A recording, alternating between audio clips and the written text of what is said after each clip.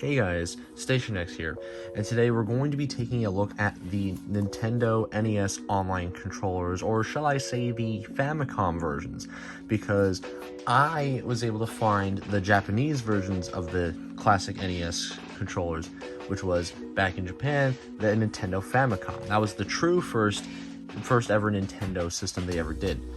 Now, it's no surprise that, like, back when the online first came out for Nintendo, after they stopped making it free and offered this paid service, it was $20 to join for the year and $7 or $8 for like 3 months to do it. But while you're a member, you have access to these NES controllers. These controllers that just slide onto the sides like joycons do to charge them, but effectively they are NES controllers to play with the NES library of games, because that was one of the bonuses they offered, was you could play old NES games on your Nintendo Switch through this app that you could download through the online service. And so you would go on Nintendo's website and order them. Now, in my region, you can't get the Famicom ones, or as far as I can tell you, there's no way to order it through the Nintendo's website. So I went and bought these online. And so I was able to finally get them. I think these look really nice. Essentially, they work very similarly to how Joy-Cons do as far as charging, because they have the Joy-Con rails right here, as you can see. I don't know if it's actually, I don't know if you can see it. It's right there, right there. So, you know, like you can see it's got the 2 shoulder buttons on the top. But yeah, like, this is kind of cool, because as much as it's cool to have like the NES Joy-Cons and stuff like that, the Famicom ones I just think are a little bit more interesting. I mean, for one, they're a tad bit smaller than the originals. They have a better, I think they have a cooler design in my opinion. So you got this nice maroon color right here, and you get this nice gold on here as well. And what on the player 2, it has a volume slider and a microphone. Now, what does the microphone do? I mean, just has certain features in different games for the Famicom, and the volume, you know, it's just to lower the volume. I don't know why that was a player 2 thing and why it wasn't just on the system, but hey, you know, it's whatever. It's not that big of a deal. I actually have a Nintendo Famicom, and what's something that, you know, people may not know if you're not familiar with the Famicom, is that the controllers are actually permanently attached to the system. I'll go and compare it in a second, but I just wanted to take a look at the box and just open it up before we do. But the back of the box just has some text. It's in Japanese, but it shows a little picture of how it's supposed to be charged and everything. Now, something I am curious about is, like, I know that when the NES controllers are synced to the console, when you go into the NES app, boots up a special sound effect exclusively for the controllers, and it changes the sounds of the menus and everything. I'm curious if it'll either just do the NES sound effects, if it does sound effects at all, or if it does Famicom ones, if those are different, or if it has a different color or anything. I don't know, because technically these are different controllers, so I don't know if it's going to recognize it as Japanese, or if it's just going to use the English one, since it's a North American region Switch. So I don't know. I know the Switch is region free, so it should, I'm hoping, recognize this as a Famicom controller. Well, let's just get this open right here. It's got this nice little tab. No stickers really for this thing. Just slide this out right here.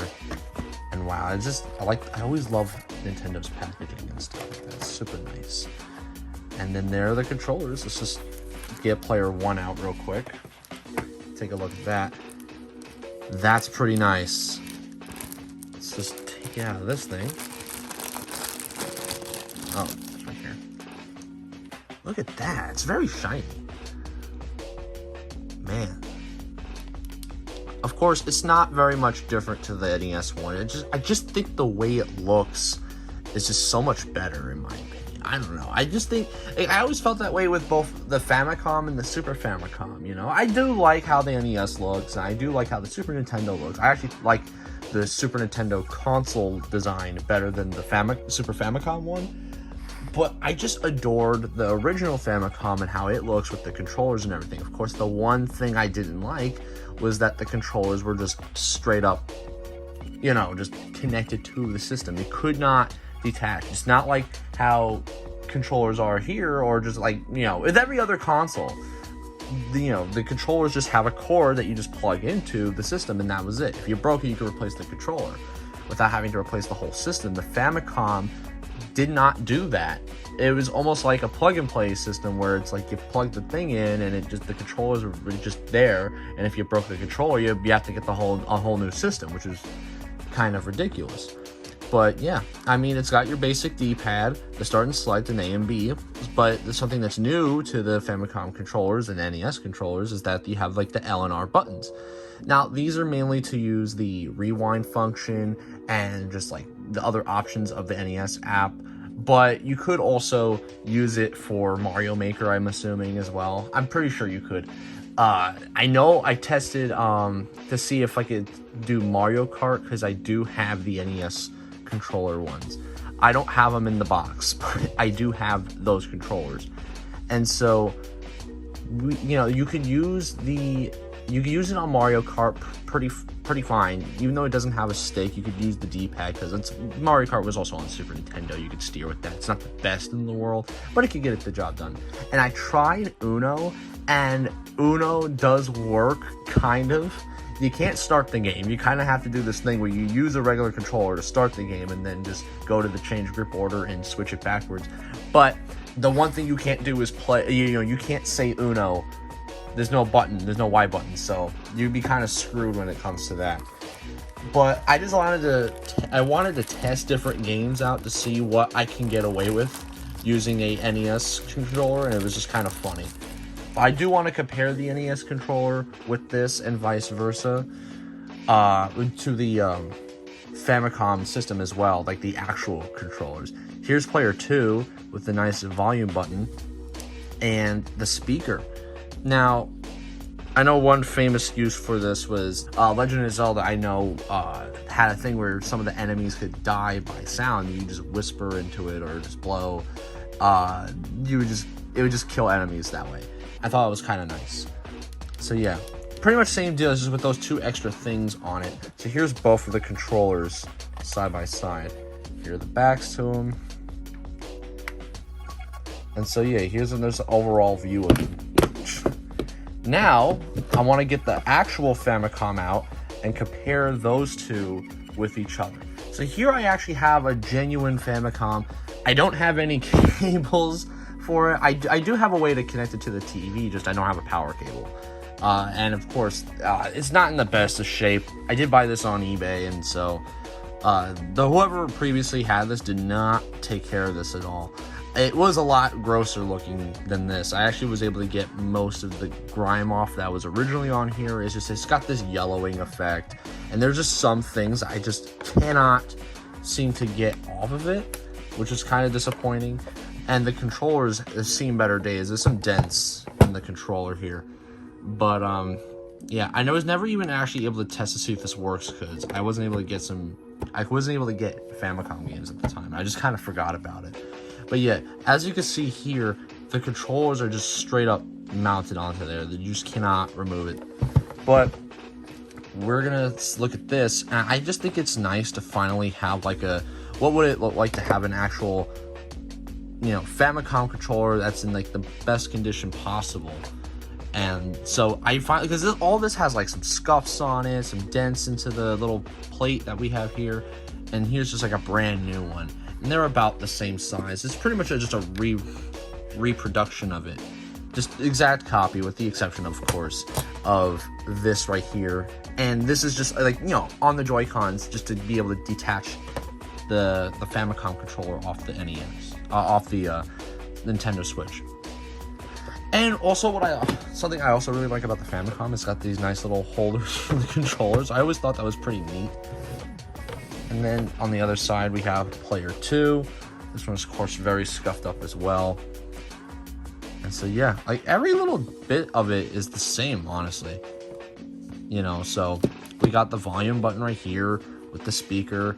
This is the exact same thing, just a lot cleaner. And again, same exact size. And the controllers had the cable coming out from the side. So, I don't know. It was a top loader, unlike the actual NES. It was you just put it in, not on the top.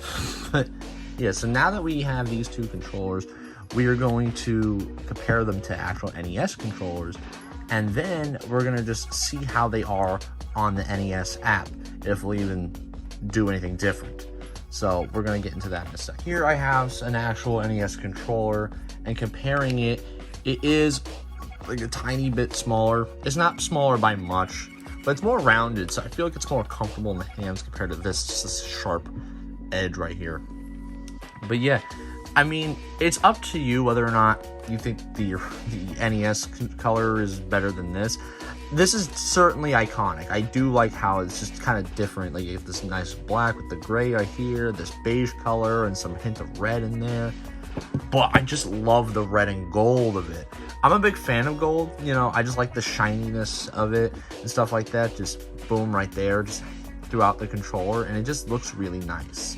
I don't know, it's just something about it that just makes me happy. It is also something that was a part of their Game & Watches. They always had like this gold plating and stuff. These were really nice controllers. But now we're going to actually see if it works on the NES app in a second. So let's just go to that right now. And so here we have the Nintendo Switch. Now, I did want to show real quick how to sync it up. It's fairly very simple, because just like with the regular NES controllers, you just slide them in right here, and there you go. That's how you connect them. And so you could also slide them out by pressing the button on the back. And as you can see right there, they have a very nice detailed picture. Now, I think it's kind of funny.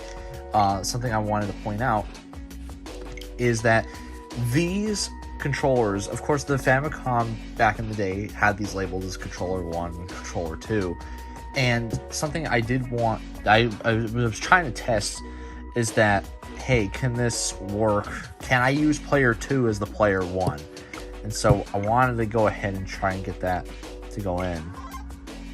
And of course, they don't allow you to. They switch it to player 2 and this to player 1. But as you can see right there, it just got interrupted. That it actually does recognize it as Famicom colors, which is super nice. It uses the same red and gold color that this is stylized in, and it had fully illustrated, pictures of these controllers rather than just doing a Pro controller or the NES controller, which is so nice. I really think that's such a nice thing that they did. They could have easily made this just an NES controller and that's it. And because it's the NES version of the app, right? It doesn't say Famicom on it. But no, because this is region free and this would work no matter what, it counts the controller as a Famicom controller. So I just think that's so nice. And of course you get these different sound effects and stuff. And so I'm just gonna go with Mario. Like that's the one I usually go with to test this out. And so yeah, I mean, it plays just like the regular NES controller. The only difference being, for me, I actually prefer this just a little bit more because of the fact that it just feels better in your hands, because it's not jabbing you in the corners just like the other one does. But yeah, I mean, this plays just like an NES controller. So if you liked the NES controller, it's the same deal. It's just more rounded on this end, and it's a tiny bit smaller. It's not small by a lot, but it's definitely smaller than the original. And of course, if you hold down this top part right here, you could do the rewind feature. Pressing this down will show the menu, and you could do captures with this button right here, and you can go to the home screen like so. And so yeah, I mean, it's a pretty nice controller to have with the NES app, and I very much like the fact that it doesn't show any, like, the NES controller as the default. It shows illustrated Famicom designs. And so that'll pretty much be it for the review of this controller. I very much think this is cool. If you're someone who very much enjoys Nintendo history and likes that sort of thing and wants to have something kind of kooky in your collection, that's not the norm considering the NES controller everyone sees all the time. So having the Famicom controllers would be just kind of like more of an interesting conversation to have with friends. But yeah, that'll pretty much be it for today. I've been Station X, and I hope you guys have a wonderful day.